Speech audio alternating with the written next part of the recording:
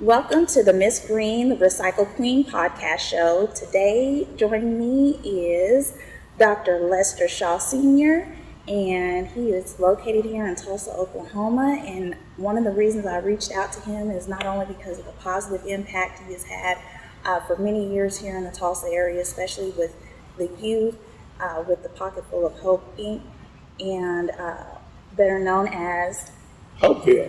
That's right. So one of the biggest projects that I've noticed that you've been working on in the Tulsa community has been the Big Ten Ballroom, the historic Big Ten Ballroom.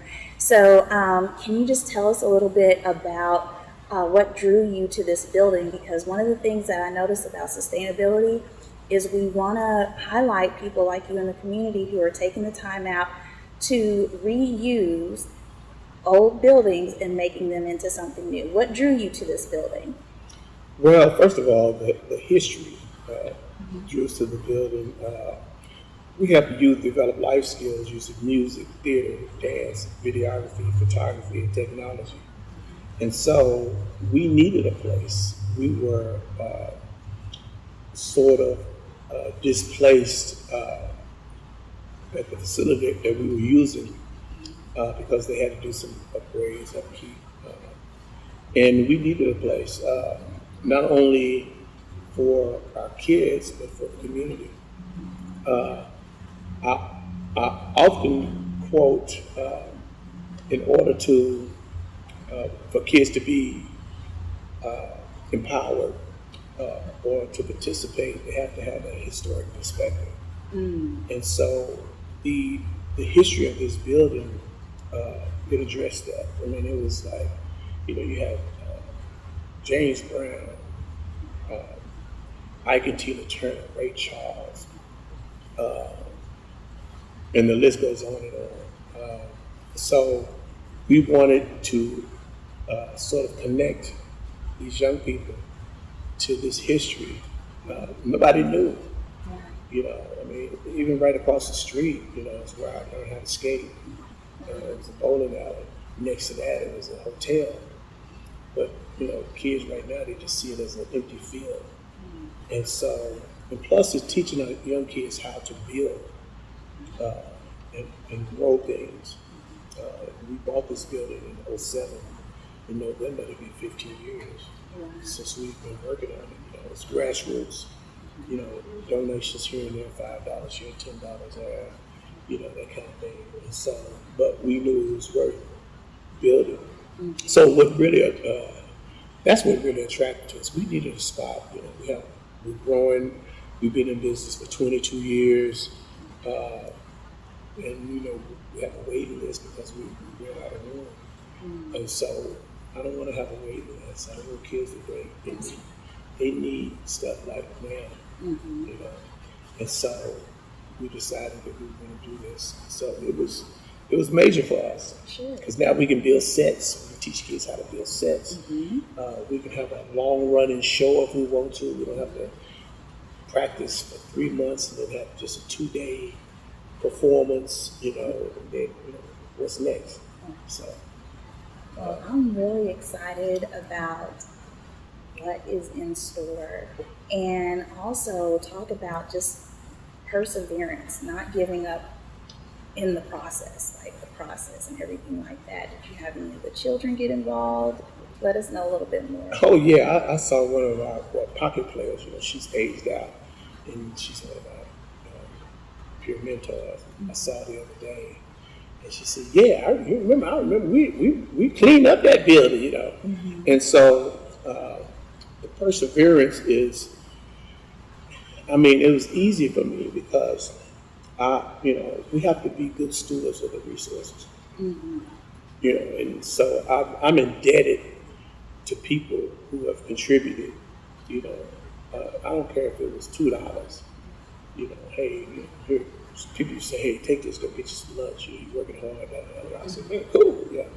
But I'm indebted to people who have believed in what we do, what we're doing, and so it was a no-brainer for me. This has to be seen through, and you have to be committed. You have to be all in, you know. And I just think that that was my point. People say, you know, hey, you know, it's going to take 15 years, whatever. You know, would you have done it? I'm like, yeah. Because in my mind, I'm thinking it's not going to take 15 years, you know. You know, I was kind of naive going into it because I didn't really know anything about uh, building, I didn't know anything about remodeling. We remodeled our office, you know, but that was just, you know, a couple of sheetrocks, Sure. you know, and stuff like that. But this is a 14,500 square foot building.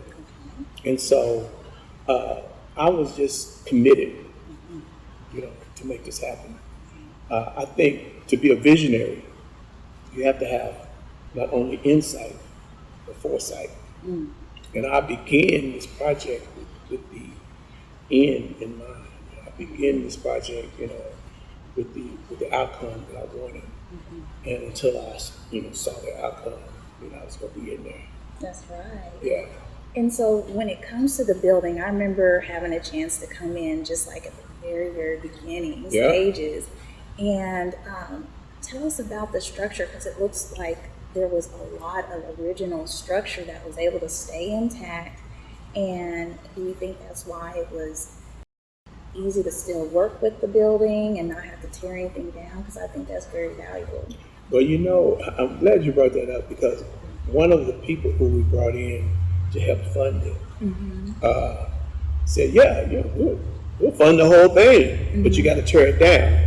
I was like, no. See you later, bye. You know. So I turned down a lot of those kind of offers because you couldn't say it is what it is. You know, you could say, you know, Big Ten Ballroom used to be here on this lot or whatever. So what we did, we hired a structural engineer. Well, we had to hire him anyway because we had to do the whole roof. And when he came in, he said, man, they don't build buildings like this now. Love it. You know what I'm saying? I mean, the walls are like 18 inches thick. I mean, it's bricks on top of bricks in between. I mean, like, they really, you know, took some time, you know, putting this together because they wanted it to stand. And so I have to honor that. You know, I'm saying, okay, cool. So with that information, we said we can go from there, you know, and we can make it happen. So I'm glad we did. Yes, I'm glad to see where it has come, and can't wait to see the finished product. I know there's still in the process of being completed. And tell us again about the tribute to your mom in one of the places. Yeah, when you first walk in, there's an area, and we're going to dedicate it to my mom. My mom has worked in everybody's kitchen, the church. I mean, she taught me how to cook. You know, my dad inspired me when he used to cook breakfast. So, but then my mother taught me all the specifics. She was very intentional about how she cooked things, you know. And so, got a cookbook and so say, hey, we're gonna dedicate this to her. So it's gonna be called Miss Della's Sneak and Eat. Yeah, you know, you always say yes. I'm like, you're over there sneaking and eating, you know, what you doing? What you know, I hear you smacking, you know. And so we're gonna dedicate it to her. And then I think that's the powerful thing about buildings. Is now you get to share legacy once again, and then that's the key thing about sustainability too. When people are like, well, what does that mean? Explain that to me. Well, just like we're sitting here today, it's like it's preparing young people to still honor and appreciate for generations to come. You know, and you've had a sustainable career teaching and reaching out within the community, and I think that being in this place and having this space for them, again, is going to allow them to have a positive impact for generations to come. So just to everyone that's been able to be a part of this project, I'm glad that to be here with you today and to see it all come to pass. So. Well, thank you. I appreciate that. And that's really the goal. you know, to allow kids to add to the memories that was here, and they can add their own memories, you know. So it's going to be a major. And people say, well, why they call it the Big Ten? The Big Ten started as a recreation parlor on Greenwood. So we used to call it the Big Ten Pool Hall. And so they wanted to build a dance hall. This is post race massacre. So part of the rebuilding, part of the, hey, you know, we got to do something so, you know, people can actually have fun. So 10 men got together. Each one put in $10,000. Yeah, and so that's how they originally built the building. So it was a major project back then, because Apache, where it is now, Apache was the end of Tulsa. Wow. Yeah, that's how it goes back. You know, it was built in 1947. So we want to honor that, and we want to honor the men who put themselves in a position, you know, financially, and connected with each other, and made something happen. Which that's the story that needs to be told anyway to our young people. You know, get together. You know, do some things. You know, invest in your community.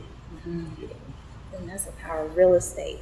yes, That we got to come back. We can come back and do more and talk more about that. yeah, I mean, yeah, this is the launching pad. yes, This was a firm foundation, and so much of it was able to be preserved. And I'm so glad that, you know, you had to turn a few people away until you could find someone that had enough respect and could see the potential in this place. So Yes. that's so valuable. So yeah. I mean, Tina Turner's dressing room was right there. wow. Yeah, and I've interviewed people who sat on her lap and came in young, riding their bicycles, and saw her. She said, told her to stay in school, and, you know, different things. Those kind of stories, you know, is major. So, yeah. So if anyone at the sound of our voice, anywhere locally or around the world, please tell them where they can go so that they can make a donation. Where can they go? Go to our website. It's apocketfulofhope.com. Better yet, you can just put in our initials, APFOH.com, and hit that donate button. All right, that sounds great. And again, let us know where this amazing building is located here in Tulsa. It's at 1624 East Apache Street, 74106. That's it. Well, you heard it from the legendary Dr. Lester Shaw Sr. here in Tulsa, Oklahoma. Thank you again for joining me on the Miss Green, the Recycle Queen podcast show. Wait. Let's talk about your book. Wait. What are you doing? No. Oh, God. Oh, my God. Think clean, think green with Miss Green, the Recycle Queen. Come on now. Yes. Well, it is my first children's book. Yes. Yes, so I'm very excited about it and the impact that it can have on especially children of color. Yes. And so I've always had a passion for not only teaching children, but also just educating and inspiring them to just think clean and think green. Yes. And from a very young age. So This is amazing. thank you. Yeah. So get her book, y'all. Thank you so much. You guys have an awesome day. Bye.